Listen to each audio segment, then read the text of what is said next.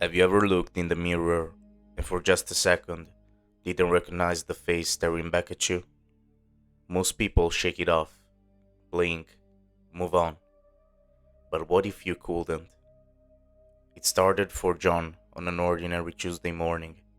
He was 34 years old, software engineer, two-bedroom apartment in Columbus, Ohio.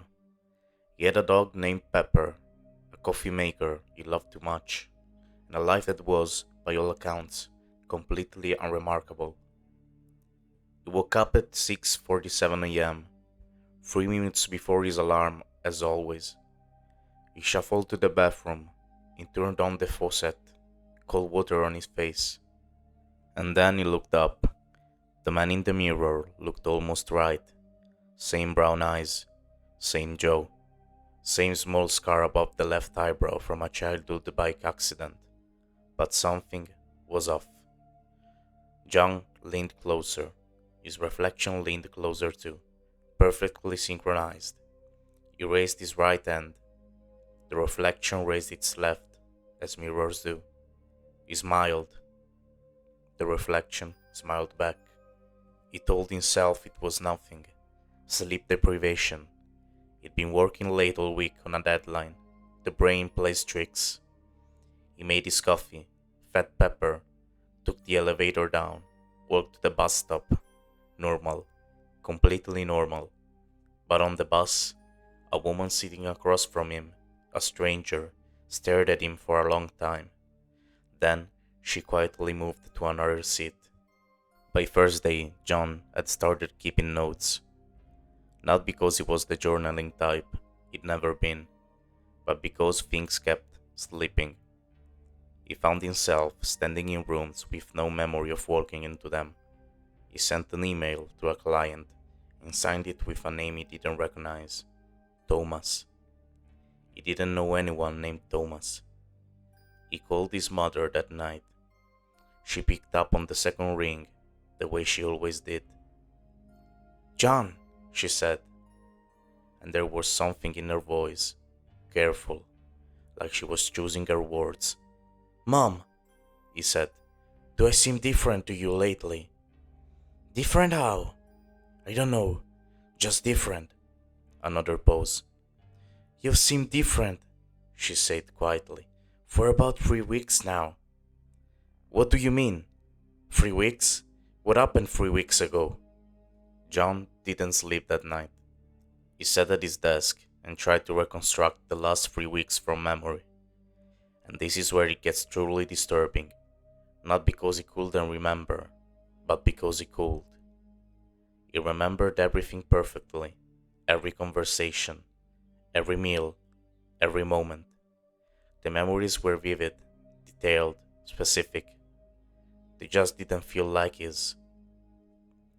It's a sensation psychologists sometimes describe in patients with dissociative disorders. The sense that your memories belong to a character you've been reading about, not a life you've been living. But John had no diagnosis, no history of trauma, no explanation, just 3 weeks of someone else's life sitting perfectly inside his skull. He went to a doctor, then a therapist, then a neurologist.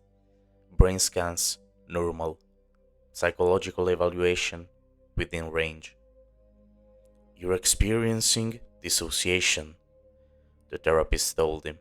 "It's more common than people think. Stress can." "It's not stress," Daniel said. "Daniel, it's not stress." He went home. He opened his laptop and he did something he'd been avoiding. He read his own emails from the last 3 weeks. The writing style was different, slightly more formal, different word choices, a different cadence. The same email signature, the same email address, but not the same person. Now, here is where I want you to sit with something uncomfortable, because the truly horrifying part of John's story isn't a monster, it isn't a supernatural entity, it isn't a curse or a haunting. The truly horrifying part is this: no one noticed. His coworkers noticed nothing. His friends noticed nothing. His dog, Pepper, seemed slightly less excited to see him. But dogs are moody. No one flagged it. No one called. Because whoever, or whatever, had been living John's life for 3 weeks was good at it. Maybe even better than John.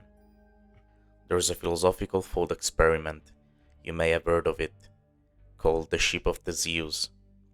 If you replace every plank of a ship, one by one, until no original material remains, is it still the same ship? Apply that to a person.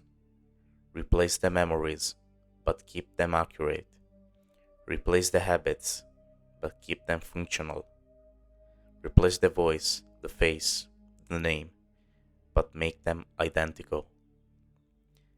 At what point does a person stop being themselves? And, perhaps more terrifyingly, how would anyone know?